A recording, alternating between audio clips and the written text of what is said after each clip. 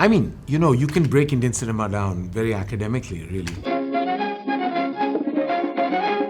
There was a golden period, which was in the 50s and 60s, and before that, 40s and 50s, where you had vintage Raj Kapoor and Guru Dutt and Bimal Roy and Satyajit Ray, and it was the golden period. We made the most beautiful films, the best shot films in black and white. It was romance on celluloid like never before.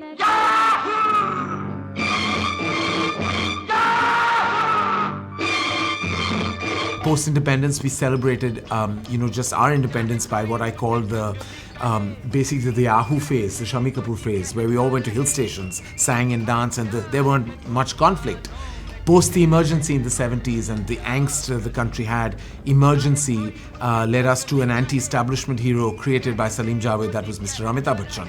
Diwar, Trishul, Zanjeer, Sholay, always cinema has reflected the times. And that time India needed that man or that hero to kind of stand up against the establishment.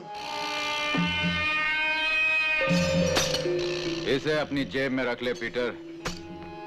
अब ये ताला मैं तेरी जेब से चाबी निकाल कर ही खोलूंगा. ये ले. The 80s, we kind of lost track because we started emulating the films from the South and making remakes. That was the era that Jitendra was a huge star. Mr. Bachchan did a couple of remakes, also the 80s. And then finally the 90s came in, and love stories became very defining of what we're starting with Hum Aapke Hain Kaun, going into Dilwale in 95, Dil To Pagal in 97, Kuch Kuch Hota in 98, Hum Dil De Chuke Sanam, Kabhi Khushi Kabhi Gham. That defined the era that probably you know of and others have grown up on.